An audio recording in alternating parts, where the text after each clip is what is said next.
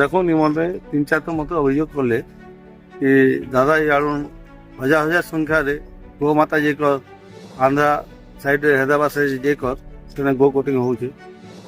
ଆଜି ସକାଳେ ଯେତେବେଳେ 4:30 ମୋତେ ଫୋନ୍ କଲେ ଶ୍ରୀରାମ ଗୋ ସେବା ସମିତିର ସଦସ୍ୟମାନେ, କହିଲେ ଦାଦା ଆସ ଦେଖି ଆସୁ।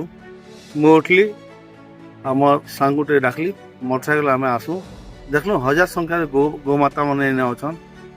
ଆଜି ଦେଖୁନ୍ ସେ ଗୋମାତା ମାନଙ୍କ ଗୋଡ଼ ହାତ ଯେନ୍ ହିସାବରେ ଭାଙ୍ଗି ଯାଇଛି, ବ୍ଲଡ୍ ଚାରିଆଡ଼େ ଯାହା ପଡ଼ୁଛି, ଦେଖିଲା ପରେ ପୁରା ହୃଦୟ ଭିତରୁ କନ୍ଦା ବାହାରୁଛି।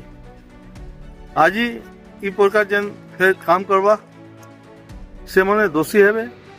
ସରକାର ଲକ୍ଷ ଲକ୍ଷ ଟଙ୍କା ଦଉଛି ଗୋଶାଳା କରିବାକୁ, ଗୋ ସେବା କରିବା ପାଇଁ ଅନେକ ଗୁଡ଼ିଏ ପାଣ୍ଠି ଦଉଛି, ଜାଗା ଦଉଛି, ପଇସା ଦାନା କୋଣା ପାଇଁ କୋଟି କୋଟି ଟଙ୍କା ସରକାର ଦଉଛନ୍ତି। ତା ବାହାରେ ଫେର୍ କିଛି ଦଲାଲ ମାନେ ପଇସା ପାଇଁ ସେମାନେ ଇ ବେପାର କରଛନ୍। ଆଜି ଶ୍ରୀରାମ ଗୋସେବା ସମିତି ବାଲେ ସମସ୍ତେ ଗାଁ ହଜାର ଗୋମାତାକୁ ରଖି ଏବେ ଏମାନେ ଡିସାଇଡ୍ କରିବେ କି ଗୋମାତାକୁ ଜଙ୍ଗଲ ଛାଡ଼ବେ କିମ୍ବା ପୁଲିସକୁ ହ୍ୟାଣ୍ଡ ଓଭର କରିବେ, ଆଉ ଯେନ୍ ଦୋଷୀମାନଙ୍କୁ ଦଣ୍ଡ ନିଶ୍ଚୟ ମିଲବା।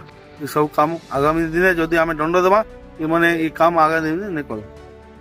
ଆଉ ଆମର ହିନ୍ଦୁମାନଙ୍କର ଧର୍ମ ଅଛି ଗୋମାତା ରକ୍ଷା କରବା, ଆମେ ନିଶ୍ଚୟ ଗୋମାତାର ରକ୍ଷା କରମୁ।